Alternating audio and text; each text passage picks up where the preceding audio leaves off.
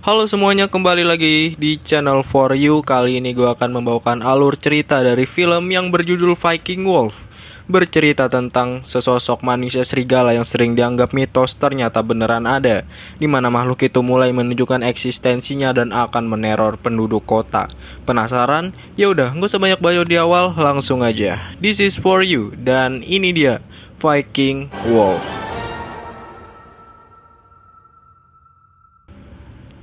Dikisahkan 1000 tahun yang lalu bangsa Viking mengerahkan 20 kapal untuk menjarah Normandia.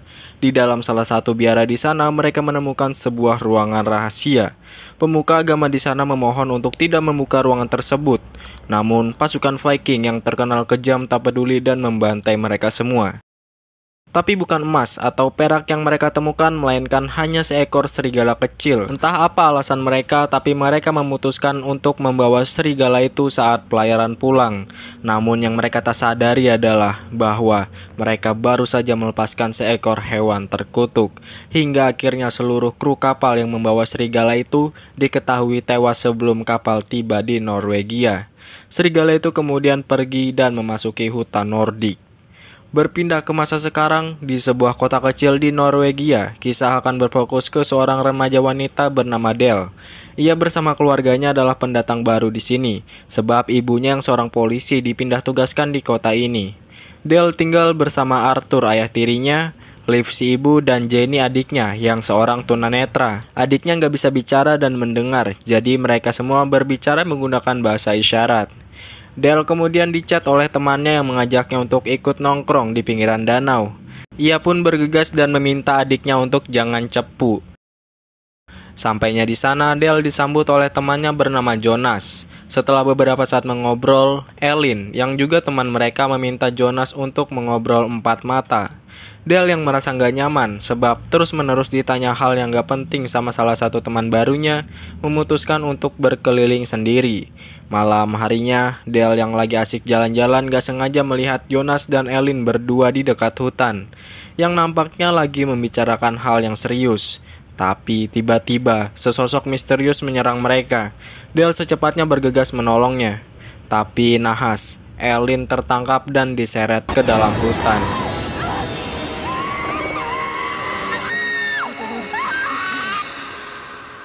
Beberapa saat kemudian polisi datang, termasuk ibunya Del yang sedang bertugas. Del yang masih syok dengan kejadian tadi masih belum bisa memberikan penjelasan apa-apa. Begitu juga dengan Jonas yang tadi masih selamat. Saat sedang menyelidiki TKP, Liv menemukan cakar hewan yang tersangkut di dahan pohon.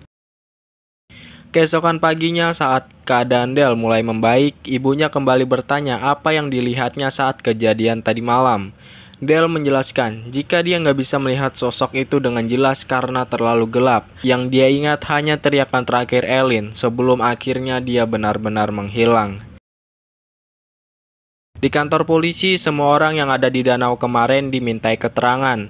Namun tidak ada penjelasan yang bisa menjelaskan siapa atau makhluk apa yang menyerang Jonas dan Elin semalam. Saat di rumah, Liv searching tentang anatomi serigala yang dicurigai sebagai pelakunya. Nah, kuku yang ditemukan di TKP dirasa mirip dengan kuku milik serigala, hanya saja 2 kali lebih besar. Liv kemudian menelpon partner kerjanya, menyarankan untuk mereka melakukan pemburuan. Namun jelas mereka nggak bisa melakukan pemburuan di hutan sebelum ada bukti konkret bahwa serigala lah yang menyerang Elin. Keesokan paginya, Liv diberi kabar jika jasad Elin sudah ditemukan yang berjarak berkilo-kilometer dari tempat TKP. Lalu Liv diminta segera ke ruangan otopsi. Sampainya di sana, terlihat jasad Elin, di mana sebagian besar anggota tubuhnya habis. Dokter menjelaskan, jika luka yang didapat Elin cukup nggak masuk akal jika pelakunya adalah serigala biasa. Tapi si dokter sendiri nggak tahu hewan apa yang sudah memangsa Elin hingga seperti ini. Untuk memastikannya, si dokter memberikan kontak seorang pakar hewan untuk meneliti lebih dalam tentang kasus ini. Di luar ruangan ternyata ibunya Elin sudah menunggu. Ia memaksa sambil menangis ingin masuk melihat kondisi jasad anaknya. Tapi Liv dan partner kerjanya, Alert, jelas tidak mengizinkannya. Sementara itu, Del merasa jika luka di bahunya semakin parah. Ditambah akhir-akhir ini, ia jadi sering mimpi buruk. Kemudian ia memutuskan untuk jalan sendirian ke TKP. Ia terus dihantui rasa bersalah karena merasa gagal menyelamatkan Eileen, hingga ia sering berhalusinasi jika Eileen memanggilnya dari dalam hutan.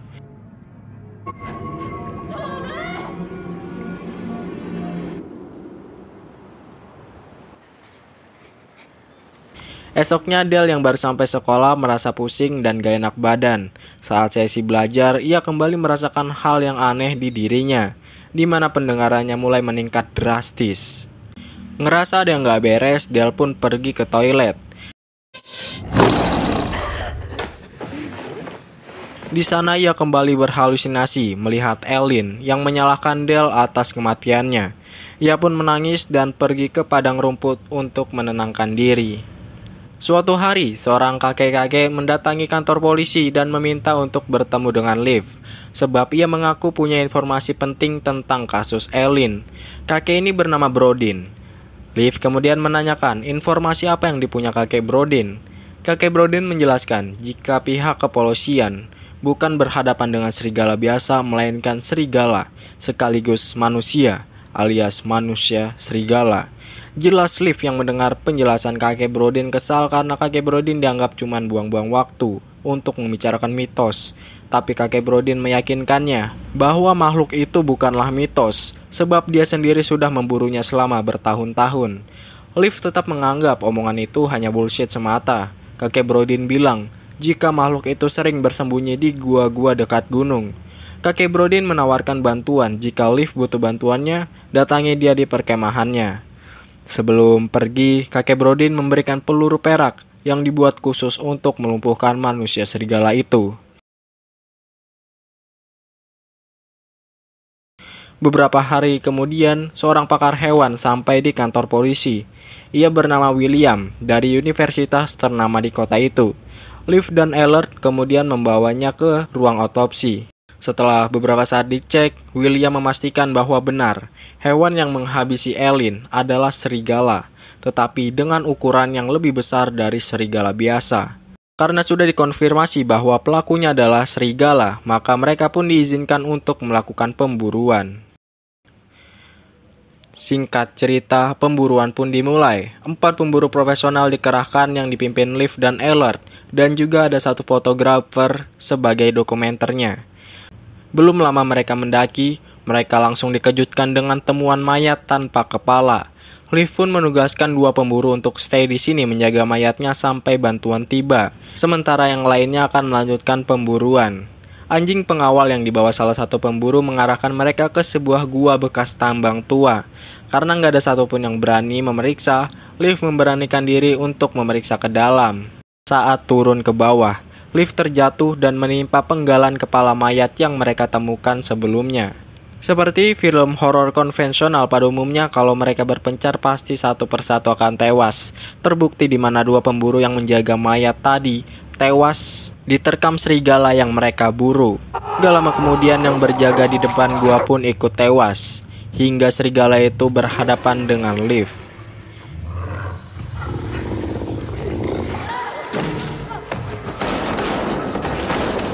Liv menembaki serigala itu, tapi tembakannya sama sekali nggak mempan. Di saat terdesak, Liv malah kehabisan peluru.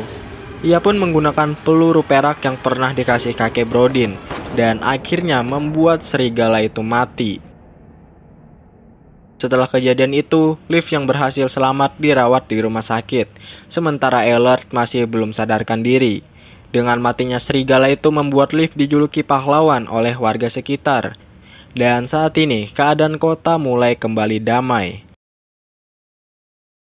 Beberapa hari kemudian, Liv menemui William di sebuah universitas. Hasil otopsi yang dilakukan William mengungkap jika peluru perak yang digunakan Liv kemarinlah yang membuatnya mati. Sebab peluru biasa meskipun mengenai organ vital itu tidak sampai merusaknya. Tetapi peluru perak ini menyebabkan pendarahan hebat yang akhirnya membuatnya mati. Artinya, bisa saja perkataan kakek Brodin tentang manusia serigala itu benar. Karena penasaran, Liv dan William memutuskan menemui kakek Brodin untuk menggali informasi lebih tentang makhluk mitos itu. Di sana terdapat banyak buku penelitian tentang manusia serigala. Kakek Brodin menjelaskan bahwa kemungkinan bangsa Viking membawa makhluk terkutuk itu dari Eropa pada abad ke-12. Tapi tidak bisa dipastikan kapan dan di mana awal mula munculnya spesies makhluk itu. Dahulu kala, manusia berambisi untuk menguasai kekuatan hewan, di mana banyak ritual dilakukan termasuk perkawinan silang antara manusia dan serigala. Namun nahas, alih-alih menguasai kekuatan hewan, mereka malah menciptakan makhluk mengerikan, yaitu manusia serigala, di mana manusia serigala muda akan sangat liar dan haus akan darah. Siapapun yang terinfeksi oleh gigitan makhluk tersebut secara bertahap akan berubah menyerupai serigala, hingga pada akhirnya sisi manusia di dalam dirinya akan menghilang dan sepenuhnya menjadi serigala. Malam harinya, Del terlihat asik berduaan dengan Jonas.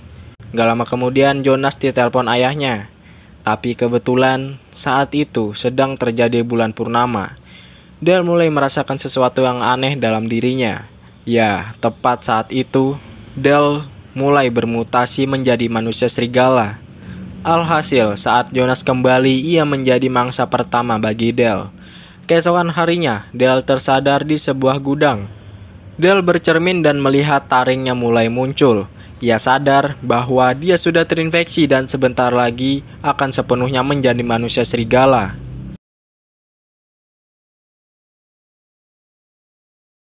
Di tempat lain, kakek Brodin menyelinap masuk ke ruangan tempat Ellert dirawat, dan dengan terpaksa mencabut selang oksigennya supaya Ellert mati dan tidak berubah menjadi manusia serigala.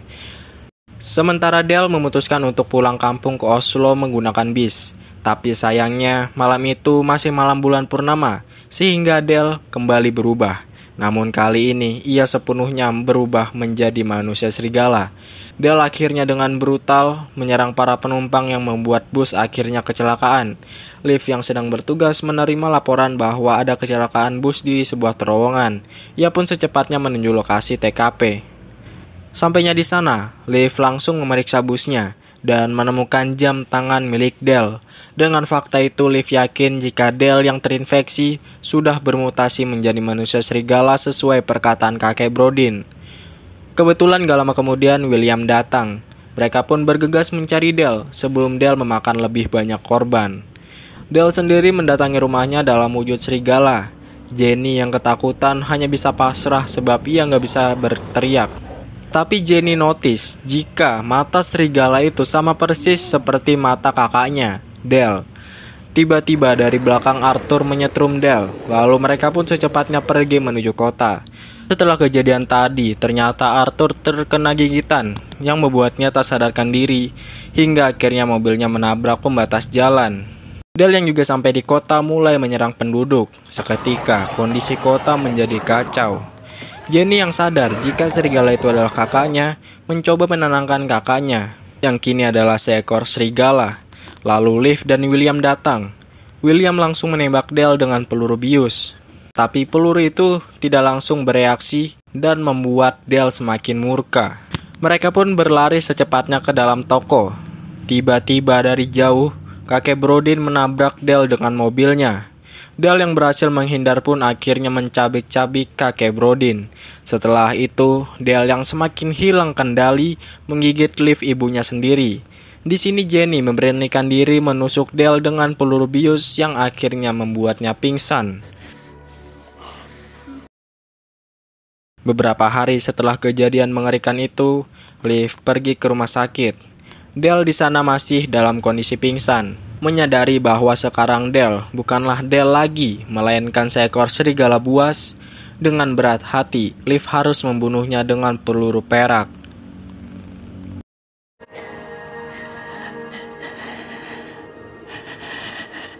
Selesai bertugas, Liv pun kembali pulang ke rumahnya. Liv nampak terpukul atas kepergian Del. Lalu terlihat Liv menaruh peluru perak di atas meja. Apakah ini artinya Liv nggak jadi menembak Del? Dan jika Del sadar, dia akan kembali berkeliaran bebas yang mungkin aja bisa memangsa orang lain? Entahlah, apapun itu intinya, berakhirlah film Viking Wolf ini guys. Semoga kalian terhibur, terima kasih sudah menonton dan See you in the next video. Bye.